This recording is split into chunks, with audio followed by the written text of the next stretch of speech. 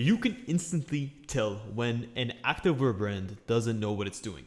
It's never this large thing, it's often a combination of small things that immediately set the alarm bells off if you're a consumer looking at the brand. It's not always about the price, and it's not always about the design.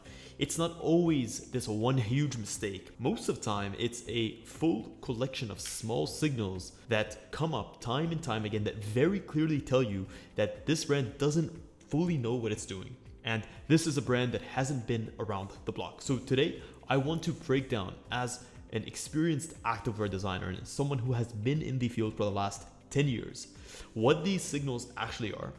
Not to criticize brands, but if you are an activewear brand that's just starting off, or maybe you're already an established brand, what these signals are and how you can personally avoid them. And before we get into it, my name is Shadi. I am the co-founder and creative director of FittDesign, the world's first sportswear design agency. And we help brands go from an idea to a physical product in under 30 days. So in my time, I've learned a ton, learning from large brands doing plus $50 million a year to small scale startup brands. So if you feel like these signals are something you want to avoid, this episode is for you. The core idea here is that customers are incredibly good at sniffing out uncertainty. When a brand lacks the clarity and internal understanding, this confusion essentially creates a lack of trust with your customers, which leads to a lack of sales. So what are the main 10 signals that you need to avoid? That's exactly what we're going to discuss. Number one is if your proportions are out of balance or missized, which means that if you have a logo that's missized, you can immediately tell it. And this is something that I can see. Let's just say you have an emblem logo on the left chest.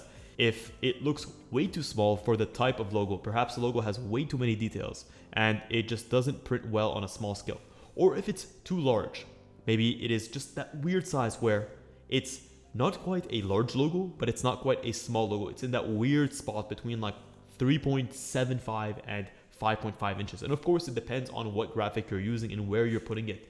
But these are small things that immediately make it look like there's a lack of sort of depth of understanding of proportions and what customers experience and what they want and what looks good when worn, which is usually typical of startup brands that are creating their first product, and they're typically doing it without a proper tech pack or without proper 3D visualization tools to be able to see how the finished product is going to look. Number two is going to be inconsistent product photography standards. And I see this all the time. It could be the same color photographed, but with different views on different products. So this could be, a t-shirt where you have a front angle view, and then on another garment, you're essentially trying to mimic that same exact view, but there's a lack of consistency, perhaps in the model, perhaps in the pose, perhaps in the standards. Two is a lack of color consistency. You can see the same colorway on two different SKUs, but it completely comes out looking wrong. Or even worse, the same color on the same SKU, but in different views, your Lightroom settings or your Photoshop settings are completely out of whack, making the colors look inconsistent and not accurate. Dust on the product, or things that shouldn't be on the product, like stains or some sort of residue from the shipping itself, or wrinkles on the garment, or a garment that is not placed correctly on the garment or the person or the mannequin that's wearing it. These are basic details that if they are missed, they suggest a lack of control and a lack of experience behind the brand that's being built, which ultimately, if the brand doesn't show up here, it's not going to show up for its customers once that sale and that purchase is made. Number three is too many design languages in one go, which means, different styles across the products themselves. Maybe some products are minimalistic, some products are maximalistic with a lot of design language going on. Some products are color blocked, some products are mono blocked. These all signify a lack of consistency and a sort of story that you're trying to tell.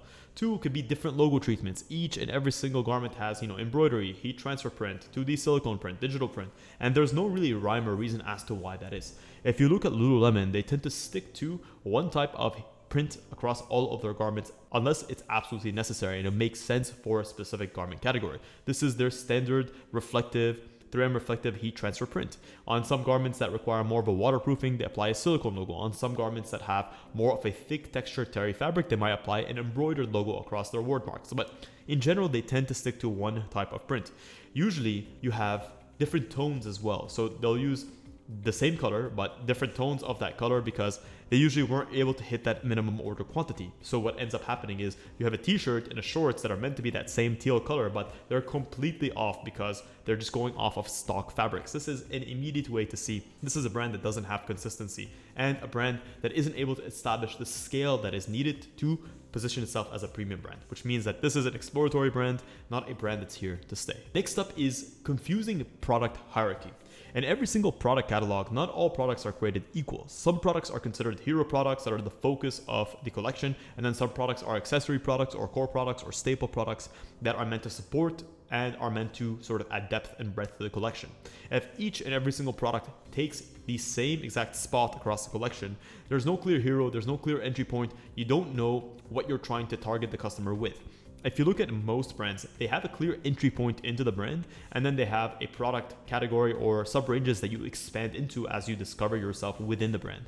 This signifies that the brand understands its customer and really knows the journey that the customer is going to go through from the beginning till the end. So clarity starts with prioritizing what and how you want the customer to experience your brand through your product selection. Next up, and I hate this, especially with the prioritization or with the proliferation of ChatGPT, is over-explaining simple things. Long descriptions just trying to justify why you made a specific decision is basically trying to make up for a lack of confidence in the product. Something that's 100% cotton does not need 4 to 5 different lines to experience how plush it is and how soft it is. Just keep it straightforward and to the point. If you're confident in your product, let the product speak for itself and hit one core driving point in your description. Next up is visual inconsistency across the different touch points of the brand. So, you have your Instagram that feels like one brand, you have your website that feels like another brand with its typography, with its wording, with the descriptions, with the photography, you have your Snapchat, you have your Pinterest. All of these different touch points do not have a collaborative aspect and do not feel consistent. When customers don't see effort in creating consistency, they lack trust, because they know that if you can't maintain consistency in your own brand, how are you going to maintain consistency in the customer experience? Next up is when your product details don't feel resolved, which means that you have clear seam lines, whether they're, it's a chest seam that goes from the front to the back that's misaligned, right? That's something that should have immediately been caught in your bulk production or in your QC process. Or if you have logo or label placements that don't have consistency, that they feel random between SKU and SKU, or that you have details that kind of look like you sort of put them in as an afterthought once you had the initial sample designed or once you had the initial product design, just to add visual intrigue to the product. It's usually not necessarily only quality issues, but it's usually decision issues. It's a lack of consistency in your decisions and why you're taking specific actions. Next up is having a website structure that feels unresolved or unstructured. And usually this is for brands that are now teetering towards the medium end. This is when brands have already enough cash flow, enough capital investment to be able to expand their product range. When you have too many categories, too many collections, and ultimately you have too many paths to the same product, which ends up confusing the customer and creating a much more difficult customer experience. This really reflects a founder who hasn't really decided how the brand should be experienced by his core consumer. If you look at most brands, they have kind of like 4 pillars or categories. They know who they are at their core, and then they know what are the different branches or pillars of their brand. Good examples of this are Alphalete, Buff Bunny. If you experience their brands, you know what kind of category or what pillar that you are being targeted or you fit into as a consumer. Next up is a mixed brand tone. And I see this a lot. It's like when brands have a premium language or premium text that are being used to describe the brand, what the product is about, who it's trying to target, but you have budget execution, there's a mismatch there. When you have minimal design, maybe that's matched with sort of aggressive sales messaging or maximalist sort of texting and maximalist content writing, or when you have a tone of the brand that doesn't match the execution, ultimately this creates a friction in your customer because they're finding that things don't match up, which ends up creating this moment where they have to pause before they take the next step towards you. Next up is constant vibe sort of changes or updates. This means that you have a new direction towards your visual look every couple months or every collection that you launch. Every single collection feels like a reset of the brand. You have inconsistent launches in terms of, your offerings, what products you're offering for your male consumers versus your female consumers. And from the outside, you don't look like you are growing. What you look like is you're resetting the button every single collection, which creates an uncertainty in customers.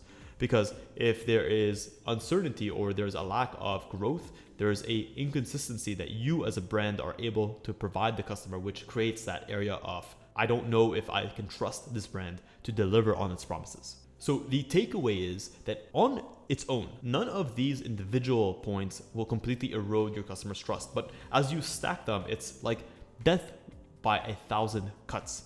You don't just get that one blow that completely takes your brand out. It's small things that you do without realizing that consistently add to that lack of transparency and that lack of clarity.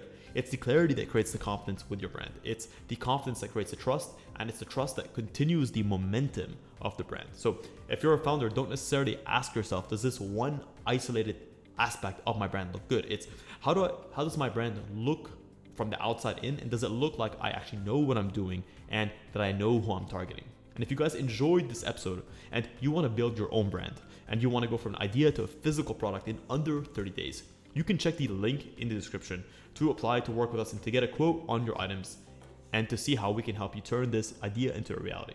And if you guys enjoyed this episode, please consider smashing a massive thumbs up. It helps us out, keeps us motivated to keep pumping out this content for you. And I say this from the very bottom of my heart. Thank you so much for tuning in to this episode of Fit Design TV. Until next week's episode, stay awesome.